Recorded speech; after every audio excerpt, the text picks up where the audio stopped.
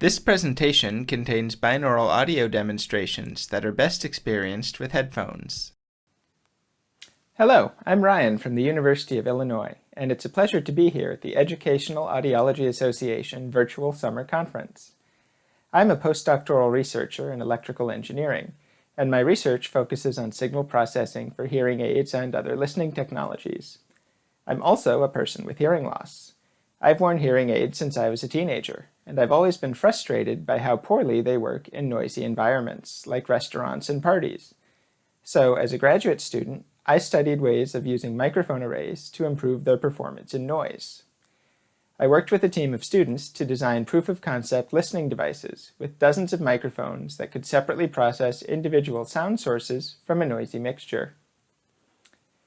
I finished my program in December of 2019, just a few weeks before the first case of COVID-19 was reported. I wasn't sure what I wanted to do next, so I signed up for a technology translation program run by the National Science Foundation. It's designed to get scientists out of the laboratory and talking to real people, both consumers and people in industry. That seemed like a great opportunity to connect with the hearing loss community and learn what's going on in the industry. Over the past year, I've talked with more than 100 people, from engineers and audiologists to community activists to kids who are newly diagnosed with hearing loss. When I started the program, I expected I would hear a lot about the new trend toward over-the-counter and direct-to-consumer business models, new connectivity features, and artificial intelligence. I thought the biggest complaints from users would be about noisy places like convention centers and restaurants. Then, 3 months later, everything changed. There were no more conferences, no more crowded restaurants or busy train stations. Users weren't worried about noisy crowds, they were worried about face masks and captioning. And the tech industry started pouring resources into conferencing equipment. It was fascinating watching all those changes happening. Now the world is starting to get back to normal, but I think the pandemic will have a lasting impact on listening technology. In this talk, I'll weave together personal experiences as a person with hearing loss, technical concepts from engineering, and insights from the people I've met over the last year. The pandemic changed the way we all communicate. If you think about it, the communication challenges brought on by masks and lockdowns are a lot like the ones people with hearing loss deal with every day. Masks muffle high-frequency sounds, just like the most common type of hearing loss. And now everyone has to rely on technology to communicate, just like we always have. And because the pandemic affected everyone, society put a lot of resources into new audio technology. For example, classrooms and conference rooms have a lot more microphones than they did before. Going forward, we can leverage that new technology to improve accessibility. 2020 was always going to be a disruptive year for listening technology, thanks to regulatory changes, new wireless standards, and competition from consumer electronics companies. The pandemic will change things even more, but I'm optimistic that there'll be changes for the better.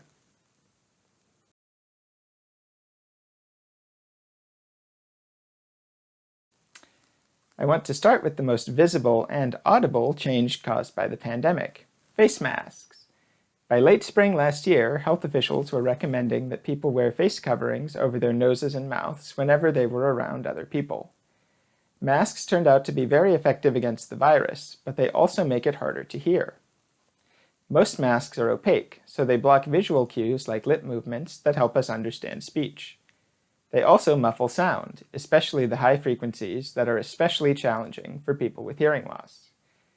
There had been a few studies on the acoustic effects of medical and industrial face masks, but at that stage of the pandemic, the vast majority of people were wearing cloth masks, many of them homemade.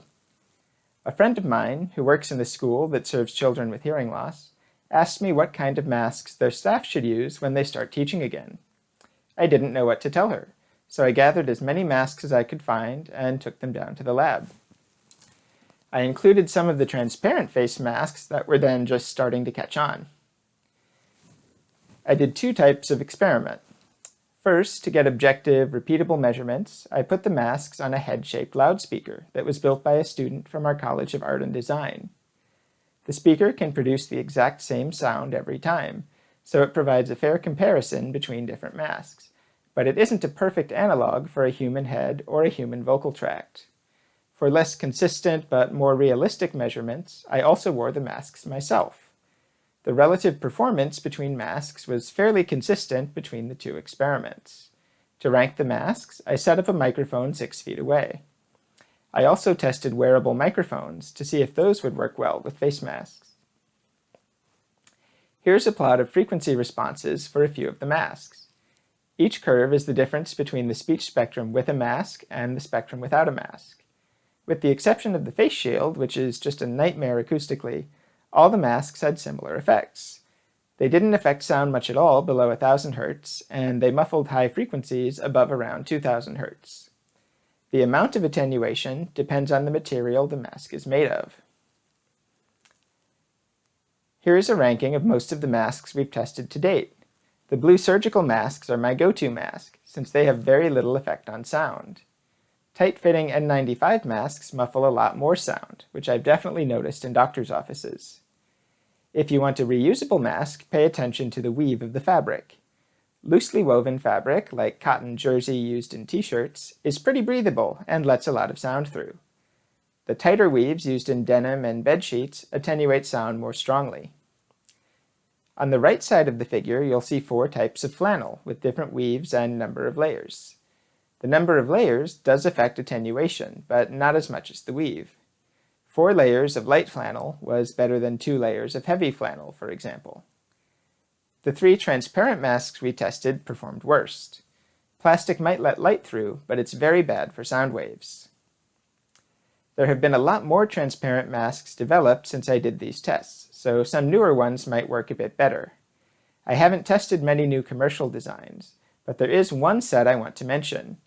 These mask prototypes were designed by a team of high school students here in Champaign, and they combine visually transparent plastic with acoustically transparent cloth. This striped design works pretty well acoustically, and you can still see lip motion through it. It's a really impressive design. One of the unique features of our study was an experiment on directivity. Masks are too thin to absorb much acoustic energy. They deflect it. We wanted to know how masks affected sound to the side of the talker and above and below the mouth. To measure directivity, we put the head-shaped loudspeaker on a turntable in our lab. We measured the sound at different angles in 15-degree increments. This polar plot shows the results. The black curve is the speaker with no mask. It's not quite the same as the directivity of a human talker, but it's reasonably close. You can see from the purple and green curves that the masks had the strongest attenuation in front of the talker, and a weaker effect behind and to the sides.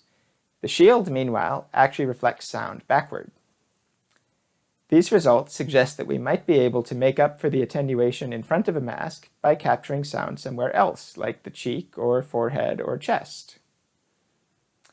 Now, the loudspeaker doesn't have a chest, so for this next experiment we used the human talker.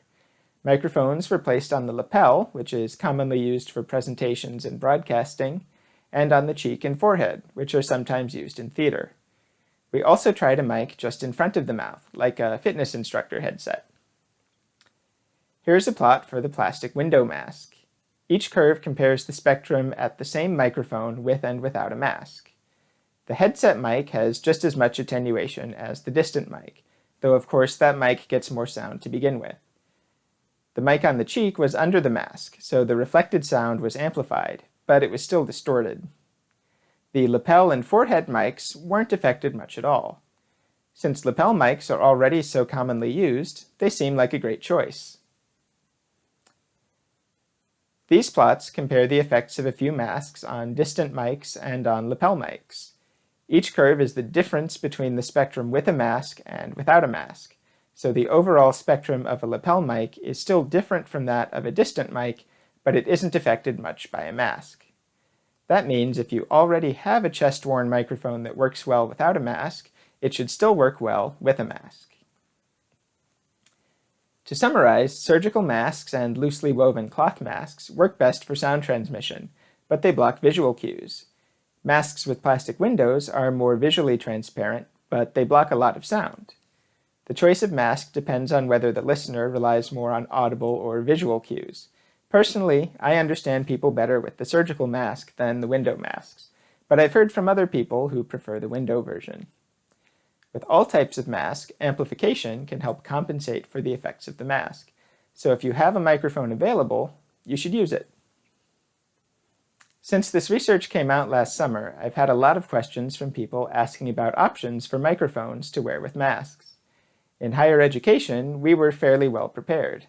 A lot of smaller classes were moved to large auditoriums to promote social distancing, and most of those spaces have public address or voice lift systems built in.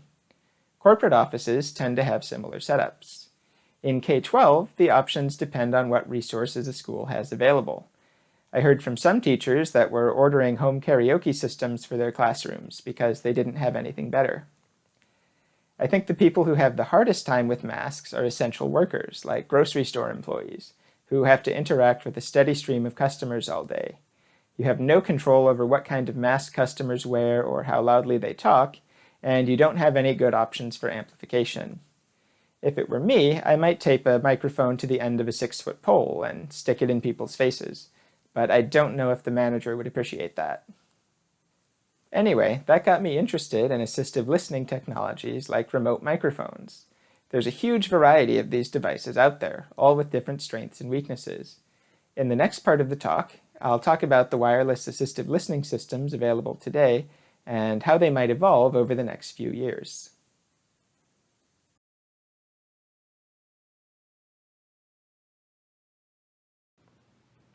When most people think of listening technology, they think of hearing aids and cochlear implants, which are designed to be worn all day and to help in a broad range of listening situations. Wireless assistive listening systems are more situational and help users who want to hear a specific sound, like a television, a phone call, a teacher, or a public announcement. Those systems have not gotten much attention from signal processing researchers, which is a shame because, frankly, there's a lot of room for innovation.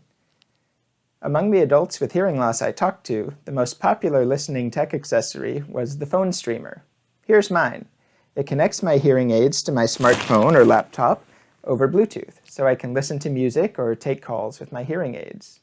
I had an older version of this in high school, and I used to wear it under my school uniform, so I could listen to music from my iPod in class. I felt so cool that I could do that, and the normal hearing kids couldn't. But to be honest, I don't use it very often now because the sound quality is not very good, and I have to charge and carry around an extra device. I usually reach for some nice consumer wireless earbuds instead. The difference comes down to power consumption. It takes a lot of bandwidth and therefore a lot of power to transmit high-quality audio wirelessly over a long distance. That's why earbuds like these sound great, but only last a few hours. Hearing devices are supposed to last a few days on a charge, so they can't use full-power Bluetooth. Instead, there's a dongle like this that talks to the phone over Bluetooth, but uses a lower-quality, shorter-range proprietary protocol to talk to the hearing aids. These are low-volume accessories, so they tend to be expensive and don't keep up with consumer products in terms of quality or features. Now, there are some newer hearing aids that can connect directly to certain models of smartphone, so users with that phone don't have to carry an extra dongle. The new Bluetooth Low Energy Audio standard, which is part of Bluetooth 5.2 and was developed in collaboration with the hearing aid industry, should bring that direct connection feature to most new hearing aids, smartphones, and laptops over the next year or two. The standard includes a more efficient codec, so it can transmit sound with higher quality and lower bandwidth, which means it consumes less power and can be built directly into hearing devices.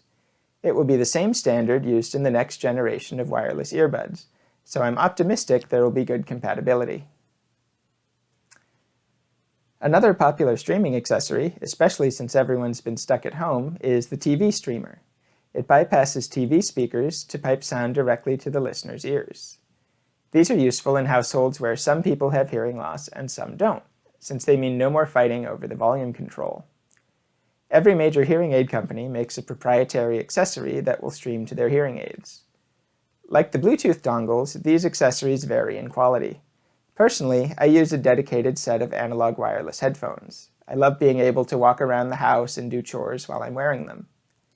According to the industry, we can expect the new Bluetooth standard to be built into TV and stereo systems as well, so any number of hearing aids and consumer earbuds can connect to them directly. If it's implemented well, that should be really convenient. You could tune your earbuds or hearing aids to one of the TVs at the gym, for example. One downside of the TV streamer, especially the big headphones I use, is that I can't listen to a show and also have a conversation with someone else in the room. I'll say more on that later. This next gadget seems to be much less popular among adults, but is widely used in K-12 classroom settings: a remote microphone. These are for one-on-one conversations with another person in the same room. The microphone is worn by a teacher or conversation partner, and it transmits sound to the hearing device. Remote microphones have a few advantages over hearing devices alone. Because the microphone is far away, there's less risk of feedback when the gain is turned up. In noisy environments like restaurants, they provide a much better signal-to-noise ratio because they're closer to the talker. They also pick up much less reverberation, which can improve intelligibility in large, echoey rooms. Essentially, they bring the talker closer to the listener. They also work well with face masks, so they're a great tool to have on hand during the pandemic.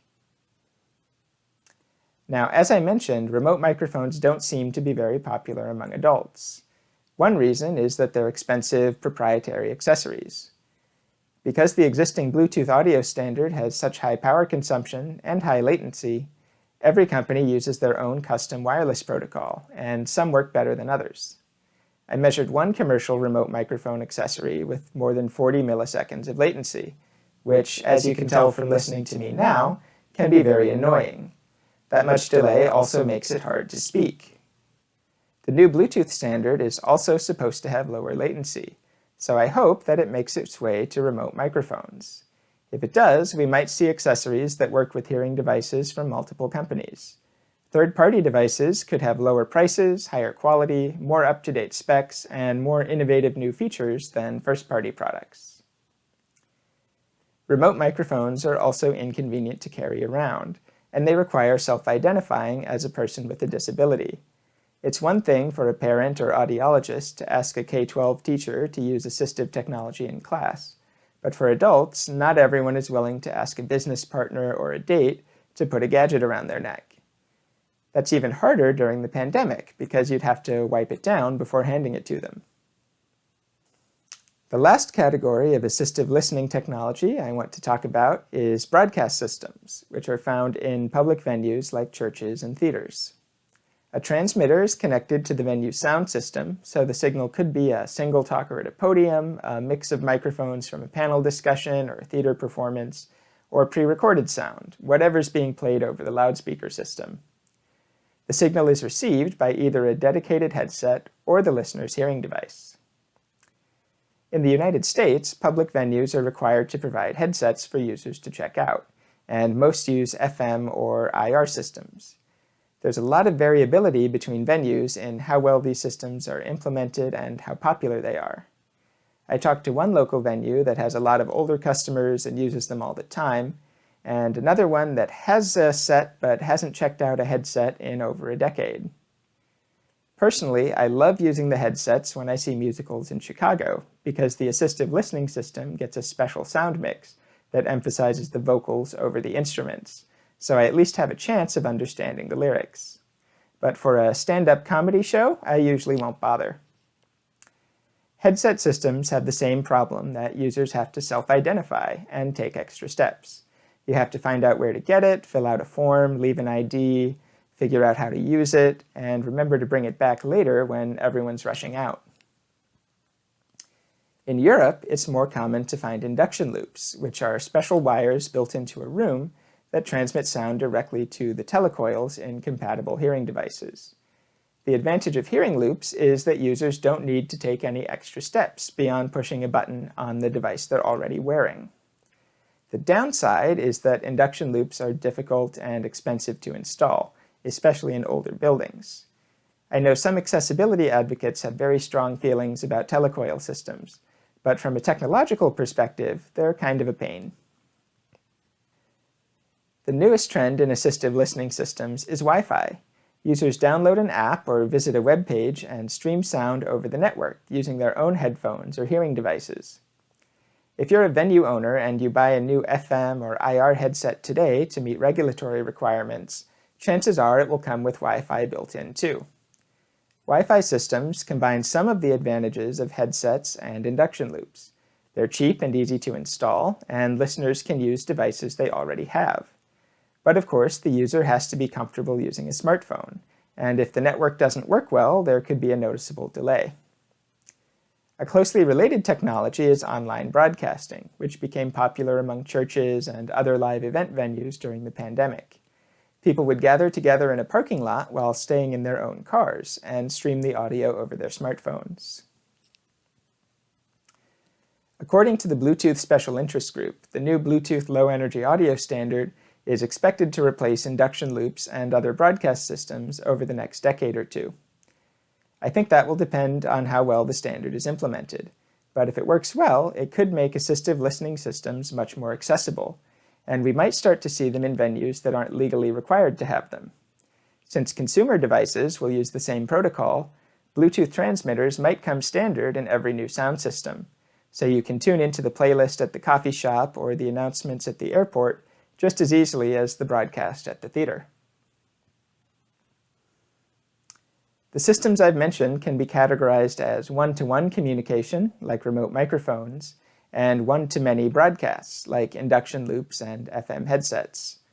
But what if I'm at a dinner or a business meeting talking with multiple people at once, or if I want to listen to the TV while also talking with my partner at home? What about class discussions, where students want to hear each other as well as the teacher? I see many-to-one and many-to-many systems as the next big growth area in assistive listening technology. We're starting to see a few products that can do this, either using multiple individual microphones or tabletop microphone arrays. From a technology standpoint, it's not too difficult. For example, I've tried using this pair of wireless microphones with two conversation partners. The receiver is designed to connect to a video camera for shooting two-person interviews, but you can just as easily hook it up to a pair of headphones. These mics sound great, in part because they're big and heavy and chew through batteries. But multiple talker wireless systems, both official ones from hearing device companies and these do-it-yourself solutions, mean carrying around a lot of extra equipment, and it's harder to provide a good listening experience when there's more than one talker. For example, these mics can route one talker to the left ear and one talker to the right ear, or they can mix them both together in both ears, neither of which really sounds like I'm talking to two people in the same room. Let's talk about what the next generation of assistive listening technology might look like, and what we can learn from the new audio tech developed during the pandemic.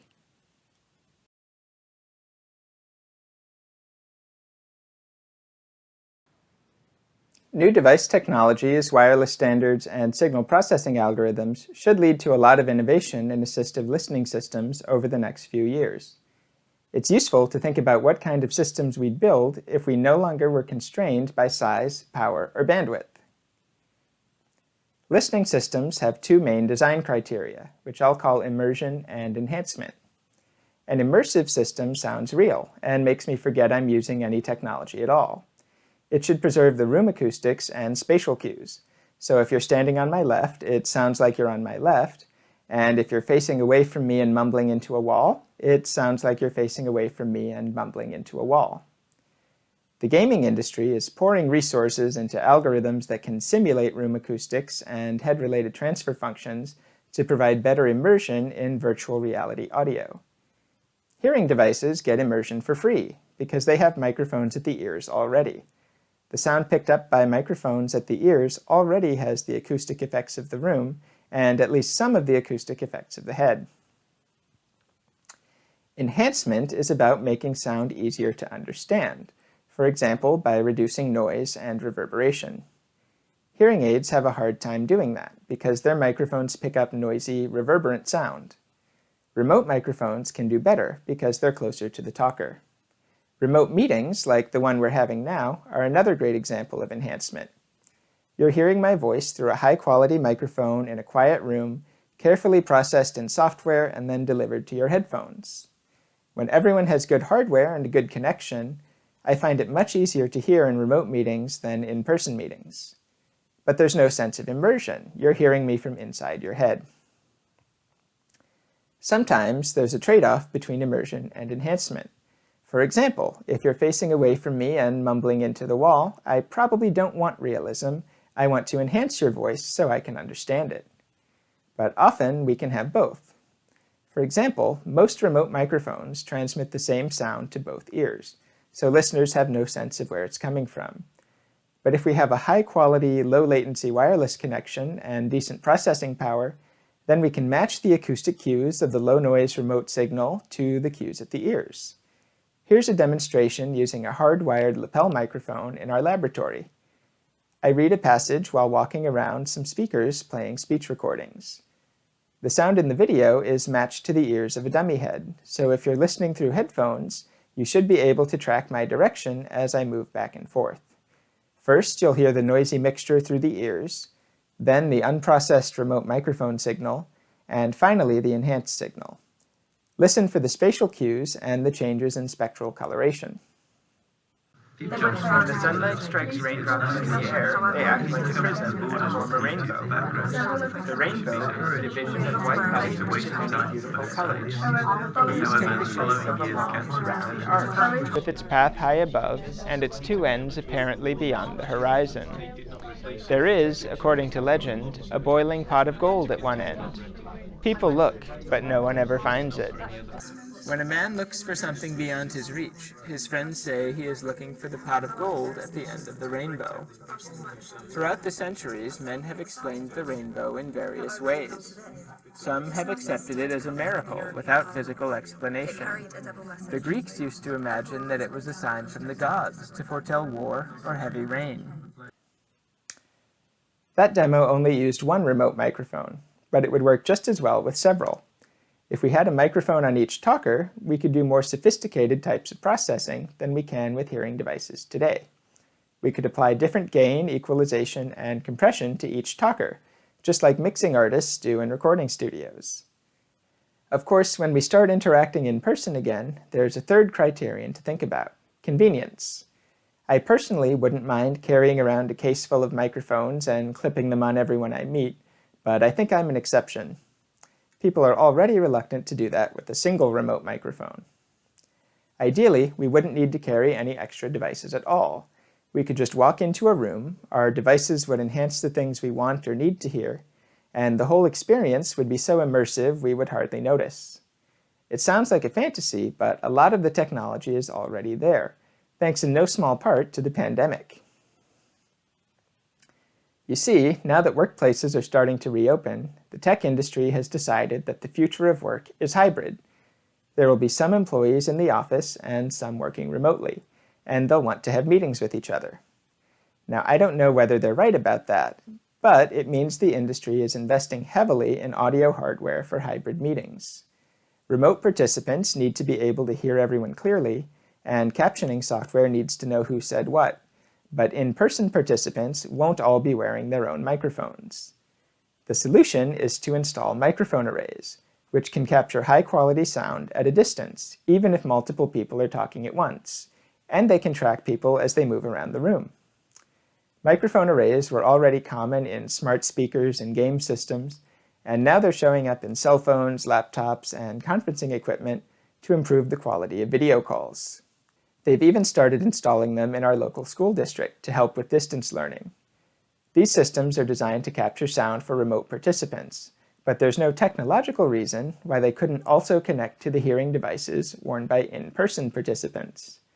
That way, people with hearing loss could benefit from this expensive new infrastructure to hear better in classrooms and meeting rooms. Especially with the new Bluetooth standard, it would be an easy feature to add. Tech companies, if you're listening, please make it happen.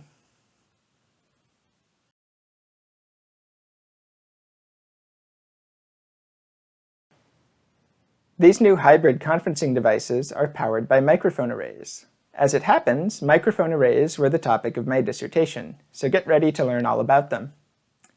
As the name suggests, a microphone array is a set of microphones that are spread apart from each other in space. Unlike single microphones, arrays can process sound spatially. Propagating sound waves will each reach different microphones at different times, depending on their direction. We can process and then combine the signals captured by the different microphones so that sounds from one direction interfere constructively and get louder, and sounds from other directions interfere destructively and get quieter. That geometric version of array processing is called beamforming, because we can think of capturing a beam of sound from a certain direction. To do beamforming, we need to know how far apart the microphones are and where they are relative to the sound sources. There's another way to think of array processing, which is often called source separation. In this interpretation, there's a system of equations that describes how sound propagates from each source to each microphone. If we have more microphones than sources, then we have more equations than unknowns, and we can solve for the original sources. If we're in a reverberant room where the sound bounces around, those equations get very complicated, so we need to calibrate the array somehow, and that's been a major problem for signal processing engineers for decades. In general, the performance of a microphone array depends on its size, both the number of microphones and the area they cover. Just like lenses, larger arrays can create narrower beams, and when we have plenty of microphones spread far apart, we can make the array more robust against noise and reverberation. When designing microphone array processing for listening devices, we have to be especially careful if we want them to be immersive. A basic beamformer, like the kind used in a smart speaker, would distort the spatial cues of everything that isn't in the direction of the beam, so it sounds like being in a tunnel. We can design beamformers that don't have the tunnel effect, but they also don't reduce noise as much. Just like with assistive listening systems, sometimes there's a trade-off between enhancement and immersion. If we want both, we need to add more microphones. Most high-end hearing aids have 2 or 3 microphones per ear, and they're right next to each other, so they can only do a little bit of directional processing without causing perceptible distortion. It can help somewhat if most of the noise is behind the listener, but it's really no use at all in a very crowded environment. In our lab, we've been designing prototypes of larger wearable microphone arrays that have dozens of mics spread across the body. Our most iconic prototype is the sombrero, which has microphones spread around the brim of a large hat. Our engineering students have built a few functional prototypes over the years. Microphones around the torso are especially helpful because the torso is acoustically dense, and the microphones can be hidden under most types of clothing. We also brought in some design students to imagine more aesthetically pleasing wearable arrays. With these larger arrays, we can design listening systems that separate, process, and recombine sounds from multiple sources, doing real-time remixing while preserving spatial cues and room acoustics. But they still have the issue of calibration. We need to learn where the sources are in the room and the acoustic paths that sound takes from each source to each microphone. Even with large wearable arrays, that's a daunting problem. Remote microphones can help. Even if they have poor bandwidth and large delay, remote microphones still have a good signal-to-noise ratio and low reverberation, so we can use them as pilot signals to calibrate a beamformer. Here's the remote microphone demo from before, but this time, instead of listening to the processed remote microphone signal, you'll hear a binaural beamformer from a 14-microphone wearable array that tracks the moving talker. When the sunlight strikes raindrops in the air, they act like a prism that form a rainbow. The rainbow is a division of white light into many beautiful colors. These take the shape of a long, round arc, with its path high above and its 2 ends apparently beyond the horizon. There is, according to legend, a boiling pot of gold at one end. People look, but no one ever finds it. When a man looks for something beyond his reach, his friends say he is looking for the pot of gold at the end of the rainbow. Throughout the centuries, men have explained the rainbow in various ways. Some have accepted it as a miracle without physical explanation. The Greeks used to imagine that it was a sign from the gods to foretell war or heavy rain. Now, what if we went even bigger and filled an entire room with microphones? Well, we did that. This is the largest conference room in our building, with glass walls and lots of reverberation. We set up a simulated party with 10 loudspeaker talkers all talking at once, 4 mannequin listeners wearing microphone arrays, and a dozen tabletop array devices designed to look like smart speakers. There were a total of 160 microphones in the room. Now, no portable listening device is going to be able to process 160 channels in real time, so we designed a hybrid system. The distributed array was used to locate the sources, learn the room acoustics, and calibrate the wearable arrays. And then the wearable devices were used for real-time processing. In this demo, you'll be listening through the ears of this mannequin in the corner as she tries to listen to the talker next to her. First you'll hear the talker alone, then the noisy mixture, and finally the processed signal. This is another binaural beamformer, so listen for the spatial cues. 7 years as a journalist. We must provide a long-term solution to tackle this attitude. Then suddenly, they weren't. We must provide a long-term solution to tackle this attitude. Then suddenly, they weren't. 7 years as a journalist. We must provide a long-term solution to tackle this attitude. Then suddenly, they weren't. So at this point you might be thinking, this guy is crazy. No one's going to cover their body in microphones, much less an entire room. Well, that's true. This is mostly an academic exercise to show what could be done with a really extreme system. But if you think about it, we're already surrounding ourselves with microphones. On my body, there are microphones in my hearing aids, my watch, and my phone, and it's only a matter of time before augmented reality glasses finally catch on. Looking around my living room, I count at least 30 microphones between smart speakers, game systems, computers, and other gadgets. And thanks to remote and hybrid meetings, large network-connected microphone arrays are being installed in classrooms and offices all around the world. What if listening technology could tap into all these microphones that are already all around us? What if, when I walked into a meeting, my hearing aids picked up sound from everyone else's hearing aids, phones, computers, and from arrays installed in the walls and ceiling? With the right signal processing, my hearing aids could pick and choose what I should hear, and process it to have the right spatial cues and room acoustics. I wouldn't have to think about it. And it wouldn't just work in offices. Imagine sitting down to dinner at a restaurant and hearing only the people at your own table, while turning down everyone else. Imagine sitting in a classroom and hearing the shy, quiet kid in the back just as clearly as the loud kid right next to you. Microphone array processing can make it possible. Now, this utopian future for listening technology is still a ways off. The new Bluetooth standard can do a lot, but it can't do this. Gathering sound from every device in a room will require new standards and protocols, and buy-in from the whole tech industry. There are also obvious privacy concerns that would need to be addressed before it could be used in public spaces. And there are many signal processing challenges in making sense of data from so many different kinds of device. Our group is working to address some of those challenges, which I'll tell you about in the final part of this talk.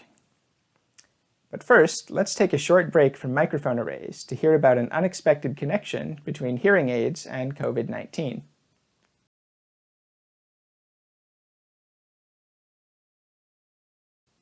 I've talked a lot about how COVID-19 has influenced hearing technology, but did you know that a hearing aid signal processing technique can help with COVID-19? Early in the pandemic, there were widespread fears of a ventilator shortage, so a team of engineers here at the University of Illinois came together to design a low-cost emergency ventilator that could be rapidly produced. Our research group helped design the alarm system that alerts clinicians if a patient stops breathing normally.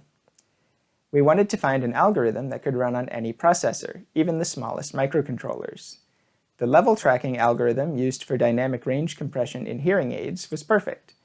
It can follow peaks in a waveform with adjustable time constants, but it requires almost no memory and just a few computations per sample. We adapted the algorithm to track the depth and duration of breath cycles. It sounds an alarm if breaths are too fast, too slow, or too shallow. The ventilator design has been licensed by more than 60 organizations, and the alarm system is available as an open-source hardware and software design. Now, back to our regularly scheduled microphone array programming.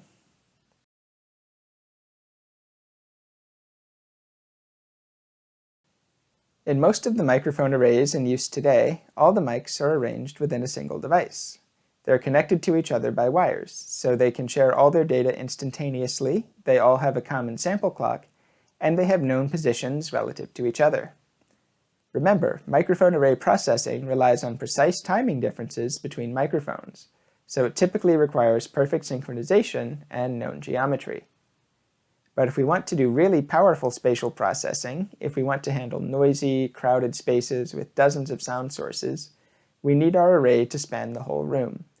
Typically, that means we need to combine microphones from multiple devices. These are called ad hoc arrays or distributed arrays, and they're more challenging than conventional single-device arrays. We don't always know where the microphones are relative to each other, so we can't easily translate timing differences to spatial directions. Worse, the devices might not be synchronized, so we can't tell exactly what those timing differences are, and the sample clocks of different devices might drift over time. If the devices are wireless, like most wearables, they probably have limited bandwidth, relatively high latency, and intermittent dropouts. With ad hoc arrays, therefore, we might not be able to use all the microphones together for beamforming. Fortunately, most devices today have more than one microphone. That means our ad hoc array isn't composed of individual microphones, but of smaller, conventional microphone arrays. The sensors within each device are synchronized with each other and can be used for real-time spatial processing, and the devices can share other information with each other to improve performance, even if they can't perform large-scale beamforming in real time. For example, the devices can work together to decide which sound sources are where and what their frequency spectra are like, or to track who's talking when. Then each device can adjust its local processing using those parameters. We call this cooperative processing. The large conference room demo was a good example. The smart speakers are in fixed locations, so they can locate the talkers and relay that information to the wearable devices, which then do real-time listening enhancement. The beamformer that tracked the moving talker is another example. The remote microphone signal was delayed by about 100 milliseconds, so it couldn't be used for real-time listening, but it could be used for tracking. Some of the most useful microphones in an ad hoc array are in wearable devices. Wearables provide low-noise reference signals for speech from their wearers, and they follow them as they move. But it's hard to combine wearables into an ad hoc array because they move constantly. When we tested our wearable arrays on mannequins, they worked great, but when we tried them on live humans, the high-frequency performance plummeted. That's because humans are always moving, even when they're trying to stand perfectly still. At higher audible frequencies, a microphone on my chest will move by multiple wavelengths relative to a microphone on my ears every time I take a breath. However, if we explicitly account for that motion when we design a beamformer, we can at least partially compensate for it. This next demo is a beamformer using a wearable microphone array on a moving subject. Now, for the algorithm to work, the motion has to be fairly predictable and repetitive. So enjoy the mic arena.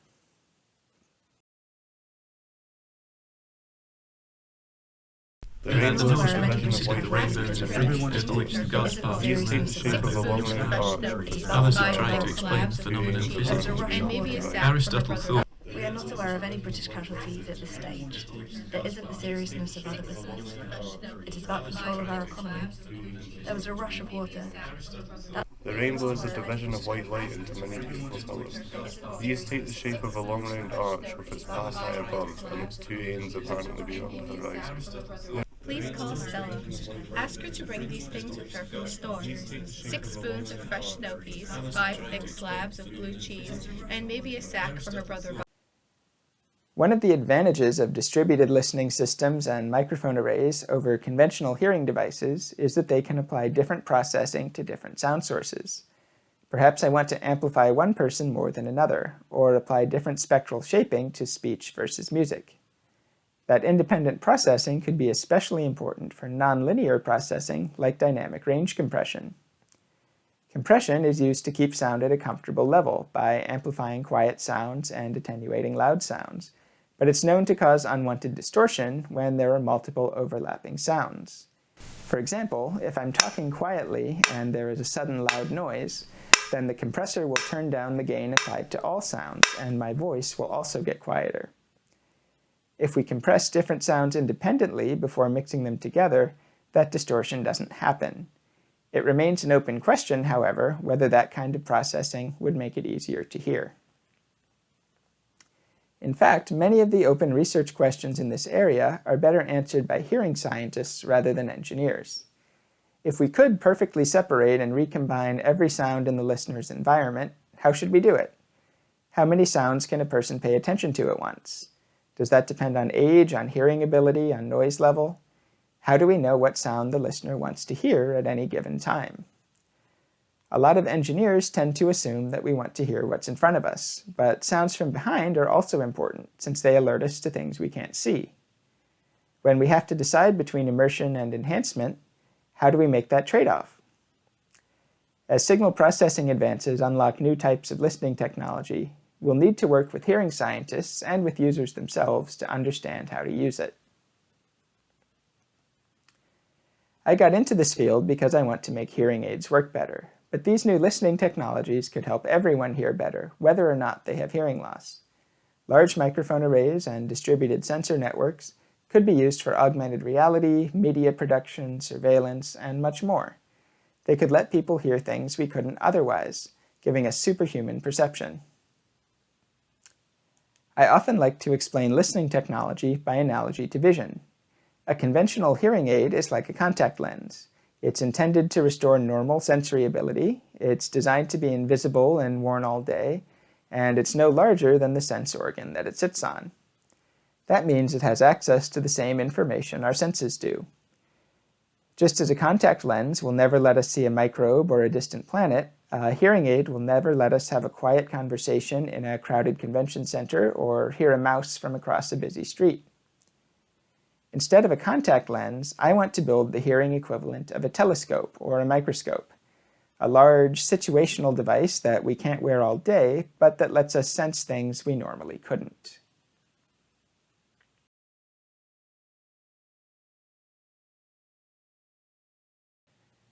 The last year has been challenging for everyone, but especially for the hearing loss community. We suddenly had to learn how to manage without seeing people's lips and how to hold video meetings with spotty support for captions. We had to deal with shortages of not just toilet paper, but also karaoke systems. There were some bright spots, of course. The world got a lot quieter, at least for a little while, and we got to watch normal hearing people struggle with the sudden loss of high-frequency speech sounds and learn how to speak up. Perhaps most importantly, the sudden shift to remote work led to a new focus on audio capture and processing technology. Suddenly, everyone was talking to each other through microphones and speakers, just like we always have. Thanks to the pandemic, there are a lot more microphones in the world than there were a year ago, and most of them are networked. That progress coincides with technological shifts like the new Bluetooth Low Energy standard and market trends like direct-to-consumer hearing devices that were already poised to shake up the landscape for listening technology. If the tech industry makes hearing accessibility a priority, then as we start to gather in person again, we can leverage all those new microphones and new wireless technologies to power the next generation of listening devices, both for people with hearing loss and for everyone else who wants to hear things they couldn't hear before. That way, the technology we've developed to keep us apart can help bring us back together. I'd like to thank my team at the University of Illinois, as well as the agencies and companies that have supported our research. To learn more about our work, please visit the Illinois Augmented Listening Laboratory website. If you'd like to get in touch, you can find me on LinkedIn, YouTube, and Twitter at Ryan M. Corey. I'm always eager to talk with audiologists and listening technology users, so I would love to hear from you.